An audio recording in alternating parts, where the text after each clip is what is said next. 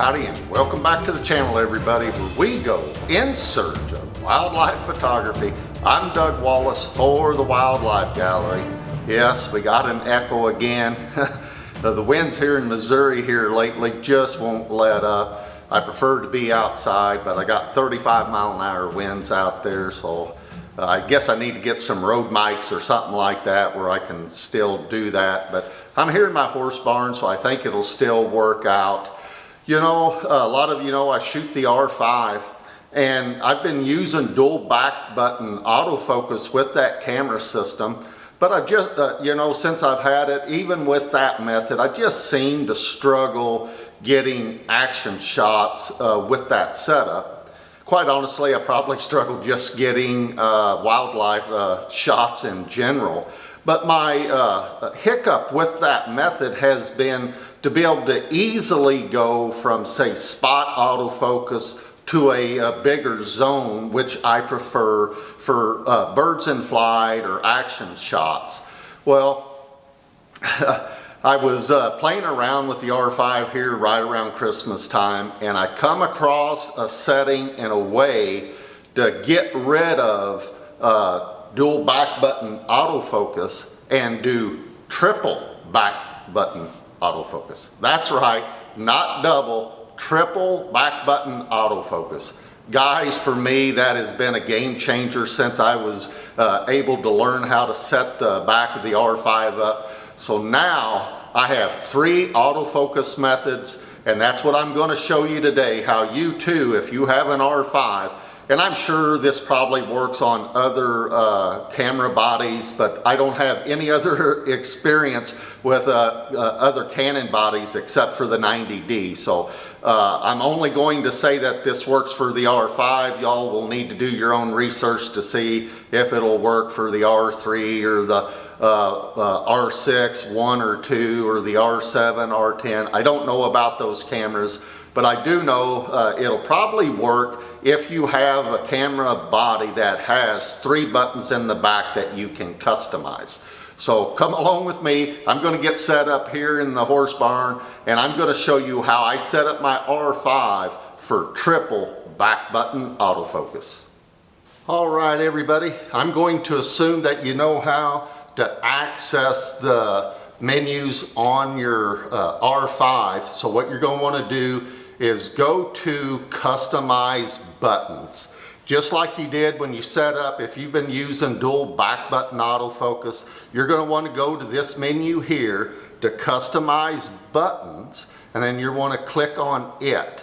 And then you're going to want to scroll through there until, so right there's the AF on button for metering start or an AF start. We're not going to do that. And then we have eye detection for your AE lock, the star button. That's what I have mine set to. And then the next one there is the AF point button, and this is where we're going to set up this button for our triple back button autofocus. So for me, what I've done is set this up for zone, but all you need to do is go to menu, and then you're going to want to look for this camera icon right here that is highlighted. So you can see that I'm moving this around. And then you do not want to hit set, you just want to go to info. After you hit the info tab, the screen's going to come up like this. So you could go through here, and you may have some of these things checked, but the way I understand how this camera works is if you check this box, it is going to override what you have set up in your menu settings. So we don't want any of these other things set up, like aperture, shutter speed, shooting mode. We do not want those checked because we already have that stuff set up in a different menu. If it's not checked, my belief is, my understanding is it will go to your default settings in the other menu. So let's uncheck these. So then we're going to come down to metering mode. You're going to want this checked, but I'm going to cover this last. So, and if you stay to the end, I'm going to talk to you about another thing you can set this button up for. So now we come to AF method. This is where you're going to want to set this, and you're going to be able to go through there and set this at whatever method you want. Now, you see I have it set for zone right there. So now when I come over to that, menu, I can scroll through here and set it for large zone AF horizontal. I can do eye tracking and all that. I can do spot, I can do 1 point, expanded AF, another expanded, but I prefer this zone AF. That's what I want. That's what you saw on the other screen. So here you would just hit set, and it's going to take you back to your AF method, and it is checked. So now we're going to come down. We don't want anything to do with tracking sensitivity. We don't want anything to do with XL or decel, but we do want to make sure that AF operation is set to on. And then you can come back up here and I'll explain your metering mode. So now your metering mode, you can put it on evaluative, partial, spot, or center weighted. And for the zone AF that I have set up, I will set this for center weighted evaluation there. So that way if I have something in the middle of the frame in that box, it is metering around that subject right in the middle of my frame.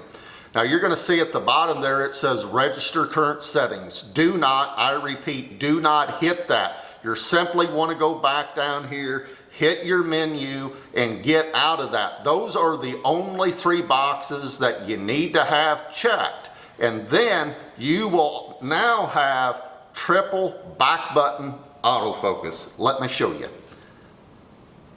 So there we are. I have my AF on button set to spot. You can see I press my AF on button. And now if I hit the star button, which is my eye tracking, you can see it is looking for an eye, a head, or a body in the entire zone there.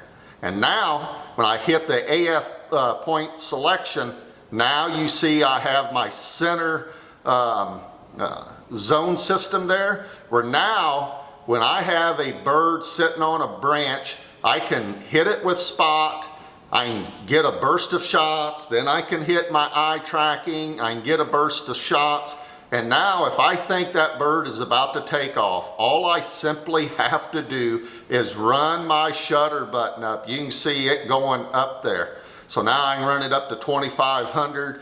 I'm waiting for that bird to take off, and as soon as he does, or any other moving object, as soon as they take off, I can simply hit that 3rd button and be able to track them right away. How cool is that? Game changer, guys. Being able to go from 3 different autofocus systems, all with just moving your thumb. So now, I had said that if you stayed to the end, I'd give you another tip here. And let's go back to that button right there, hit it. So now what we can do here, we can also set this for exposure compensation. You could get rid of everything else, uncheck them, and you could set this AF point button up for exposure compensation. It'll be right there. I've used this a couple of times, and it works really well if you know you're not going to be shooting any action at all, but you know, you may be needing some exposure compensation.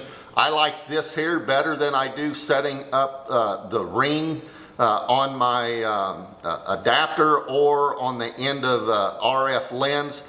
Well, there you have it, guys. Pretty easy to set up your AF selection button for a 3rd autofocus zone. Just remember, do not hit register settings or anything like that. All you have to do is go in there, just check those 3 boxes that I showed you. And again, you can make them You can set those buttons for however it's easier for you to remember those buttons and what they're doing. I've been shooting dual back button autofocus for a few months now with the R5, and it's just ingrained in my head and my thumb that AF on is my center point, the start button is my eye detect, and now my AF selection button, that third one all the way to the right on the R5, that's now my zone autofocus. No more wasted time being able to get to it where I can track a bird in flight.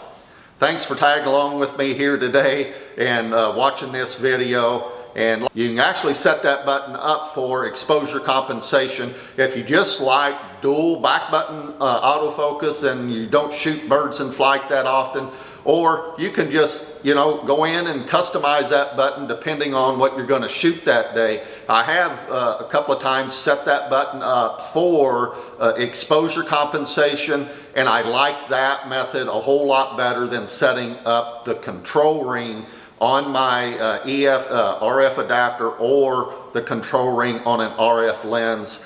You can set those up for exposure compensation, but I do find it's a whole lot easier using that AF selection button now. So if I know I'm not going to have any action shots, especially birds in flight, and I think I might need some exposure compensation for that, I'll just simply set up that AF selection button for exposure compensation, use the dial, get what I need, hit the shutter button, and go on with life. So the problem I find out with the control ring or the ring on the lens is you can inadvertently activate that just by brushing up against something, and now it's activated and you didn't want exposure compensation. This way here, at least you have to press that button and turn the dial for you to be able to get that. So once again, thanks for watching to the end here today, guys. Give me a like and a share if you would. Subscribe to the channel. And remember, be safe while you're out there getting your wildlife photos or whatever other photography you do. I'm positive somebody at home would like to see you again.